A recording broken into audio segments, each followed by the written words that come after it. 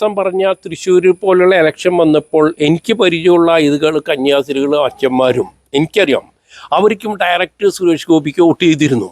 പച്ചയ്ക്ക് വോട്ട് ചെയ്തിരുന്നുള്ളത് അത് ഒരു നഗ്ന സത്യമാണ്. കോൺഗ്രസും മാർക്സിസ്റ്റ് പാർട്ടിയും കമ്മ്യൂണിസ്റ്റ് പാർട്ടിയും ഇവിടെ ഒരിക്കലും വരരുത്. കാരണം നമ്മളിപ്പോൾ ഇസ്രായേലിൽ അന്നൊരു നേഴ്സിനെ കൊല ചെയ്യപ്പെട്ടു. അതിൻ്റെ ഉള്ളിൽ അതിനൊരു വാക്ക് പറയാൻ പോലും ധൈര്യമില്ലാത്ത ആളുകളാണ്. ഏതോ ഒരു മതസംഘടനകളെ ഇവരെല്ലാവരും കോൺഗ്രസും മാർക്സിസ്റ്റ് പാർട്ടിയും പേടിക്കുന്നു.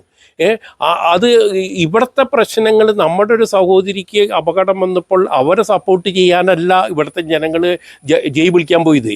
അപ്പോൾ അതിനൊക്കെ എനിക്ക് മാനസികമായിട്ട് കോൺഗ്രസിനോടും മാർക്സിസ്റ്റ് പാർട്ടിയോടും ഭയങ്കര മാനസികമുണ്ട്. അതുകൊണ്ട് ഈ തൽക്കാലം ഇവരൊന്നും വരരുത്. ഇങ്ങനെ ഉള്ളിൽ മെൻറ്റാലിറ്റി വെച്ച് എല്ലാ ജനങ്ങളെയും ഒന്നായിട്ട് കാണാൻ പറ്റിയില്ലെങ്കിൽ എന്താ അവിടെ കടന്ന് പലസ്തീന് വേണ്ടി വാദിക്കുക, ആദ്യം നമുക്ക് വേണ്ടി വാദിക്കുക.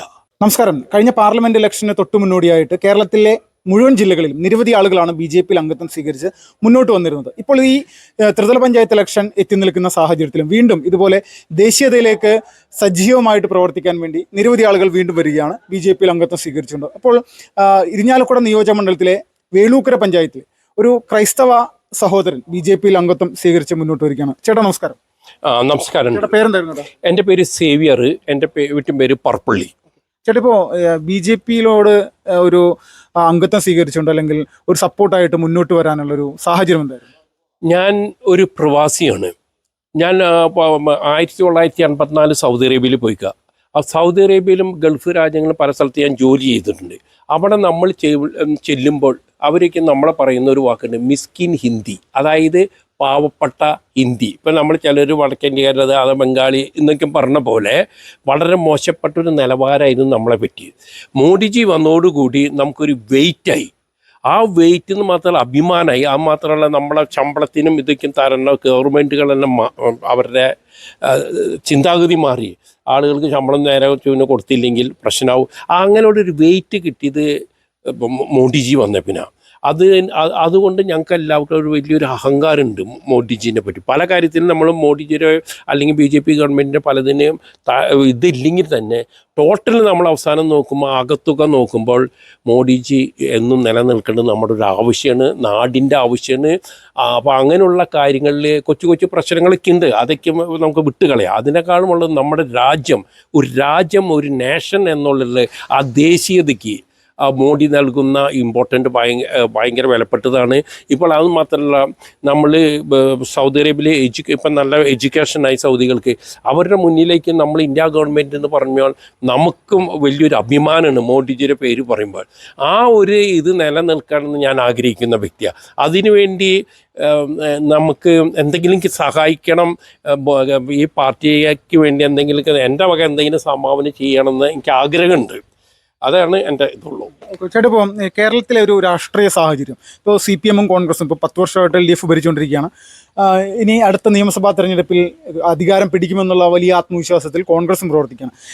ഇപ്പോൾ വരുന്ന ത്രിതല പഞ്ചായത്ത് ഇലക്ഷനിൽ BJP കേരളത്തിൽ ഒരു വലിയൊരു മാറ്റം ഉണ്ടാക്കുമെന്ന് ചേട്ടൻ പ്രതീക്ഷിക്കുന്നുണ്ട്? തീർച്ചയായും ഞാൻ BJPക്ക് ഉണ്ടാവുമെന്നുള്ള ഉറപ്പാണ്, അല്ലെങ്കിൽ ഉണ്ടാക്കണം എന്നുള്ള ഒരു പോളിസിക്കാരന്. കാരണം ഇത്രയും നാളും കോൺഗ്രസും മാർക്സിസ്റ്റ് പാർട്ടിയും കേരളം ഭരിച്ചു. കേരളം ഇന്ന് എന്താ പറഞ്ഞാൽ വലിയ വലിയ മാഫിയകളുടെ കയ്യിലായി, പ്രത്യേകിച്ചും ഡ്രഗ് മാഫിയകൾ. അതുകൊണ്ട് നമ്മുടെ കൊച്ചു പിള്ളേർ പോലും, സ്കൂൾ കുട്ടികൾ പോലും അതിൻ്റെ അടിമയായി തീർന്നു. അപ്പോൾ അതിൻ്റെ മൂല കാരണം എന്ന് വെച്ചാൽ ഈ മാർക്സിസ്റ്റ് പാർട്ടിയുടെ ഭരണവും പിന്നെ കോൺഗ്രസ് വന്നു കഴിഞ്ഞാൽ മുസ്ലിം ലീഗിൻ്റെ കൺട്രോൾ ഇതൊക്കെയും വരുമ്പോൾ ഇത് പൊതുവെ ഇതിൻ്റെ ഡ്രഗ്സിൻ്റെ സ്റ്റാർട്ടിങ് വന്നത് ഒരു പ്രത്യേക മതവിഭാഗത്തിൽ നിന്നായിരുന്നു. അത് സ്വാഭാവികമായിട്ടും അതിനെ പറ്റി ഇത് ചെയ്യാൻ പറ്റിയിരുന്നത് ശക്തമായിട്ടുള്ള എനിക്ക് തോന്നുന്നു മോഡിക്കേ പറ്റുള്ളൂ. പോപ്പുലർ ഫ്രണ്ട് പോലുള്ള പാർട്ടികളെ നിരോധിച്ചത് ഈ കാര്യത്തിൽ വലിയൊരു കാൽവെപ്പായിട്ട് ഞാൻ കാണുന്നുണ്ട്. ഏറ്റവും വലിയ കാൽവെപ്പായിട്ട് കാണുന്നുണ്ട്. പിന്നെ അതിനേക്കാളുപരി ഈ ഗൾഫിലുള്ള അറബികളുടെ, പ്രത്യേകിച്ച് സൗദി അറേബ്യയിലുള്ള അറബികളെ ഇന്ത്യക്കാർക്കൊരു നിലയും വിലയുള്ളത് കൊണ്ട് ശമ്പളം കൊടുക്കാതിരിക്കണ കാലഘട്ടം മാറി. അതൊക്കെ നമ്മളെ സംബന്ധിച്ചിട്ടുള്ള ആളുകൾ ശമ്പളം കിട്ടണം, നല്ല സർവീസ് കിട്ടണം, അതൊക്കെ ഞങ്ങളുടെ ആഗ്രഹമുള്ളൂ. അതിന് ഒരു പരിധിവരെ മോഡിജിയുടെ ഇത് വളരെ ഗുണം ചെയ്യുന്നുണ്ട്. അപ്പോൾ ആ കാരണത്താൽ ഇനി അതുപോലെ തന്നെ നാട് നശിച്ചു, എല്ലാ സാധനങ്ങൾക്കും ഭയങ്കര വിലയായി. സാധനങ്ങൾക്ക് വിലകൊന്നും മാത്രമല്ല, നാട്ടിൽ ഇറങ്ങി നടക്കാൻ പട്ടികളെ കൊണ്ടും ആകെ ഇതായി. പിന്നെ ആകെ എന്താ, കൃഷിക്കാരന് സാധനത്തിന് വിലയില്ല. പാവപ്പെട്ട കൃഷിക്കാർ ജോലി ചെയ്യുന്ന അവനൊന്നും കിട്ടാനില്ല. അതുപോലെ തന്നെ പാവപ്പെട്ട അസംഘടിത തൊഴിലാളികൾ, അംഗവൈകല്യമുള്ളവർ, പ്രവാസി, റിട്ടേൺ ചെയ്തു വന്നവർക്ക് അവർ ജീവിതമാർഗ്ഗമില്ല. ആർക്കും ജീവിതമാർഗ്ഗം കേരളത്തിലില്ല. നമ്മുടെ മക്കളേക്കും വിദേശത്ത് കുടിയേറിയ കാരണം എന്താ, ഇവിടെ ജീവിക്കാൻ മാർഗ്ഗമില്ല. ആ ജീവിക്കാൻ മാർഗ്ഗമില്ലാതാണ് നമ്മൾ പോകുന്നത്. അതുകൊണ്ട് ഇനി നമുക്ക് കോൺഗ്രസിനും മാർക്സിസ്റ്റ് പാർട്ടിനും തൽക്കാലം വേണ്ടെന്ന് വെക്കുക. എന്നിട്ട് രാജീവ് ചന്ദ്രശേഖർ എന്ന് പറഞ്ഞ വ്യക്തി കേരളത്തെ സംബന്ധിച്ചോളം ഭയങ്കര മിടുക്കനാണെന്ന് ഞാൻ മനസ്സിലാക്കിക്കണേ. അദ്ദേഹത്തിൻ്റെ ഇത് ഒരു ടെക്നോക്രാഫ്റ്റ് ഇതായിട്ടുള്ള ആളാണ്. അദ്ദേഹത്തിൻ്റെ കീഴിൽ എന്തെങ്കിലും മാറ്റം ഉണ്ടാവുമെന്ന പ്രതീക്ഷയാണ്. അതുകൊണ്ട് ഞാൻ BJP ആയിട്ട് പ്രവർത്തിക്കാൻ എനിക്ക് താല്പര്യമുണ്ട്. ഇപ്പോൾ കേരളത്തിൻ്റെ ഒരു അടിസ്ഥാനപരമായിട്ടുള്ളൊരു അവസ്ഥ വെച്ച് നോക്കുമ്പോൾ ഇവിടുത്തെ CPM-ഉം കോൺഗ്രസും ഇവിടെ ഒരു ഇസ്ലാമിക ഭീകരവാദത്തിനെതിരെ ഒരു കമൻറ്റുകളോ പ്രതിഷേധങ്ങളൊന്നും ഇവരുടെ ഭാഗത്തുനിന്നുണ്ടാവാറില്ല. ഇപ്പം നമ്മൾക്കറിയാം, പെഹൽഗാം ആക്രമണത്തിന് ശേഷം പോലും BJP മാത്രമാണ് പരസ്യമായിട്ട് തെരുവിലിറങ്ങി ഭീകരവാദത്തിനെതിരെ പ്രതിഷേധിച്ചത്. അപ്പോൾ അങ്ങനെയുള്ളൊരു സാഹചര്യം നിലനിൽക്കുമ്പോൾ കേരളത്തിലെ ഇനി അടുത്തൊരു ഭരണമാറ്റം അല്ലെങ്കിൽ ഭരണം LDF തുടർന്നാലും അല്ലെങ്കിൽ കോൺഗ്രസ് തിരിച്ചു വന്നാലും അത് കേരളത്തിലെ ജനങ്ങളെ വലിയ രീതിയിൽ ബാധിക്കില്ല. അതുകൊണ്ട് തന്നെ കോൺഗ്രസും മാർക്സിസ്റ്റ് പാർട്ടിയും കമ്മ്യൂണിസ്റ്റ് പാർട്ടിയും ഇവിടെ ഒരിക്കലും വരരുത്. കാരണം നമ്മളിപ്പോൾ ഇസ്രായേലിൽ അന്നൊരു നേഴ്സിനെ കൊല ചെയ്യപ്പെട്ടു. അതിൻ്റെ ഉള്ളിൽ അതിനൊരു വാക്ക് പറയാൻ പോലും ധൈര്യമില്ലാത്ത ആളുകളാണ്. ഏതോ ഒരു മതസംഘടനകളെ ഇവരെല്ലാവരും കോൺഗ്രസും മാർക്സിസ്റ്റ് പാർട്ടിയും പേടിക്കുന്നു. അത് ഇവിടുത്തെ പ്രശ്നങ്ങൾ, നമ്മുടെ ഒരു സഹോദരിക്ക് അപകടം വന്നപ്പോൾ അവരെ സപ്പോർട്ട് ചെയ്യാനല്ല ഇവിടുത്തെ ജനങ്ങൾ ജയ് വിളിക്കാൻ പോയത്. അപ്പോൾ അതിനൊക്കെ എനിക്ക് മാനസികമായിട്ട് കോൺഗ്രസിനോടും മാർക്സിസ്റ്റ് പാർട്ടിയോടും ഭയങ്കര മാനസികമുണ്ട്. അതുകൊണ്ട് ഈ തൽക്കാലം ഇവരൊന്നും വരരുത്. ഇങ്ങനെ ഉള്ളിൽ മെൻറ്റാലിറ്റി വെച്ച് എല്ലാ ജനങ്ങളെയും ഒന്നായിട്ട് കാണാൻ പറ്റിയില്ലെങ്കിൽ എന്താ, അവിടെ കടന്ന് പലസ്തീന് വേണ്ടി വാദിക്കുക, ആദ്യം നമുക്ക് വേണ്ടി വാദിക്കുക. അങ്ങനെയുള്ള കാര്യങ്ങളാണ്. അതിന് പറ്റിയത് BJP ആണ്. പിന്നെ ഞാൻ മനസ്സിലാക്കി കൊടുത്തോളം ഇപ്പം മേക്ക് ഇൻ ഇന്ത്യ, ആ മേക്ക് ഇൻ ഇന്ത്യ കൂടെ ഒത്തിരി മുന്നേറ്റം നമുക്ക് പറയാൻ പറ്റും. ട്രംപ് അവിടെ പറയുന്നു മെയ്ഡ് ഇൻ അമേരിക്ക പറയുന്നത് കിട്ടുന്നത് ഈ മേക്ക് ഇൻ ഇന്ത്യയിൽ നിന്നാണ് കാര്യങ്ങൾ. അപ്പോൾ അതുപോലെ തന്നെ നമ്മുടെ മിലിറ്ററിയിൽ സംവിധാനത്തിൽ ഭയങ്കര സ്ട്രോങ് ആയി നമ്മൾ നമ്മുടേതായ പല ഐറ്റംസും ഇന്ത്യയിൽ മെയ്ഡ് ചെയ്താലാണ് നമ്മൾ മറ്റൊരു സാധനം ഇമ്പോർട്ട് ചെയ്യുന്നുള്ളൂ. അപ്പോൾ നമുക്ക് ആ ടെക്നോളജി നമുക്ക് കിട്ടി. പണ്ട് കോൺഗ്രസ് അവിടുന്ന് ഇവിടുന്ന് ചെറിയ ഇതുകൾ ചെയ്ത്, പക്ഷെ അത് ഫലവത്തായില്ല, പ്രാക്ടിക്കലായിട്ടില്ല. പിന്നെ നമ്മുടെ ഹൈവേകൾ ഗഡ്കരി വന്നപ്പോൾ അദ്ദേഹം രാഷ്ട്രീയം നോക്കാണ്ട്, കേരളത്തിന് പോലും രാഷ്ട്രീയം നോക്കാണ്ട് നമ്മുടെ ഹൈവേക്കുള്ള കാര്യങ്ങൾ അദ്ദേഹം ഫണ്ടും കാര്യങ്ങളും ചെയ്തു വന്നു. അദ്ദേഹം വലിയൊരു മഹാനായ ഒരു മനുഷ്യനാണ്. കാരണം അദ്ദേഹം പ്രത്യേകിച്ച് രാഷ്ട്രീയം പോലും നോക്കിയിട്ടില്ല. അതുപോലെ നമ്മുടെ റെയിൽവേ മന്ത്രി അവരൊക്കെ ചെയ്യുന്ന വെച്ചാൽ നമ്മുടെ പഴയ നൂറ്റാണ്ടിൽ കടന്ന എത്രയോ കാലഘട്ടത്തിൽ കടന്ന ഇതിനെക്കാട്ട് റെയിൽവേനെ പുനരുദ്ധരിച്ചു.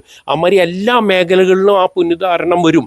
അത് കേരളത്തിൽ കിട്ടണമെങ്കിൽ ഇനി BJPയുടെ കൂടെ ജനങ്ങൾ നിന്നാലേ കാര്യം നടക്കുള്ളൂ. ഇപ്പോൾ ഈ കേരളത്തിലെ ക്രൈസ്തവ സമൂഹത്തിൻ്റെ ഇടയിൽ ഇവിടുത്തെ കോൺഗ്രസും LDF-ഉം നിരന്തരമായിട്ട് BJP ഒരു വർഗീയ പാർട്ടി എന്നുള്ള ചിത്രീകരണം കൊടുക്കുമ്പോൾ ഇത് യഥാർത്ഥത്തിൽ നിങ്ങളെപ്പോലുള്ള ഒരു ക്രിസ്ത്യൻ വിഭാഗത്തിൽ നിന്ന് വരുന്ന ഒരാൾ, താങ്കളെ സംബന്ധിച്ച് ഇവിടുത്തെ ക്രൈസ്തവ സമൂഹത്തിൻ്റെ ഇടയിൽ BJPക്കെതിരെ എന്തെങ്കിലും നെഗറ്റീവ് ഇപ്പോഴത്തെ സാഹചര്യത്തിൽ നിലനിൽക്കുന്നുണ്ടോ അല്ലെങ്കിൽ കുറഞ്ഞു വരുന്നുണ്ടോ? നെഗറ്റീവ് ഇത് കുറഞ്ഞു വരികയാണ്. വാസം പറഞ്ഞ തൃശ്ശൂർ പോലുള്ള ഇലക്ഷൻ വന്നപ്പോൾ എനിക്ക് പരിചയമുള്ള ഇതുകൾ കന്യാസ്ത്രീകളും അച്ഛന്മാരും എനിക്കറിയാം, അവർക്കും ഡയറക്റ്റ് സുരേഷ് ഗോപിക്ക് വോട്ട് ചെയ്തിരുന്നു. പച്ചയ്ക്ക് വോട്ട് ചെയ്തിരുന്നുള്ളത് അത് ഒരു നഗ്ന സത്യമാണ്. നമ്മളിപ്പോൾ കഴിഞ്ഞ 2 മാസം മുന്നേ തോന്നുന്നു 2 സിസ്റ്റേഴ്സിനെ അവിടെ റെയിൽവേ സ്റ്റേഷനിൽ വെച്ച് അങ്ങനെ ഒരു പ്രശ്നമുണ്ടായിരുന്നു. ആ പ്രശ്നം അവിടെ കോൺഗ്രസ് ഭരിച്ചാലും മാർക്സിസ്റ്റ് പാർട്ടി ഭരിച്ചാലും ആര് ഭരിച്ചാലും മുലായം സിംഗ് ഭരിച്ചാലും ഇതൊക്കെ അവിടെ നടക്കുന്ന ഒരു സാധാരണ സംഭവമാണ്. അതിനെ ഇവർ ഏറ്റെടുത്തത് വളരെ അധികം പ്രചാരം കൊടുത്തു, അതിലർത്ഥമില്ല. പക്ഷേ രാജീവ് ചന്ദ്രശേഖർ ഇടപെട്ടു, അതുപോലെ തന്നെ അമിത്ഷാ ഇടപെട്ടു. അതുകൊണ്ട് തെറ്റും ശരിയല്ല അവിടെ കറക്റ്റ്. ആ കന്യാസ്ത്രീകൾക്ക് പുറത്തു വരാൻ പറ്റുന്നൊരു നക്കര സത്യ. അപ്പോൾ കുറച്ചേക്കും ക്രൈസ്തവർ BJPയുടെ കൂടെ തന്നെ നിന്ന് കഴിഞ്ഞെങ്കിലും അപകട മേഖലകളിലേ നമുക്കൊരു തണലാണ് BJP എന്ന് പറഞ്ഞ സംഘടന. അപ്പോൾ അതൊക്കെ നോക്കിയിട്ട് ആളുകൾ വോട്ട് ചെയ്യുക. കാരണം നമ്മുടെ നാട് വളർന്നാലാണ് കേരളം വളരുള്ളൂ. ആ വളർച്ചയുടെ നാടിൻ്റെ വളർച്ചയ്ക്ക് കേരളത്തിൽ കിട്ടണമെങ്കിൽ BJPനെ നമ്മൾ സപ്പോർട്ട് ചെയ്തേ പറ്റൂ. വളരെ നന്ദിയായിട്ട് ഈ ഒരു സമയത്ത്. Thank you very much.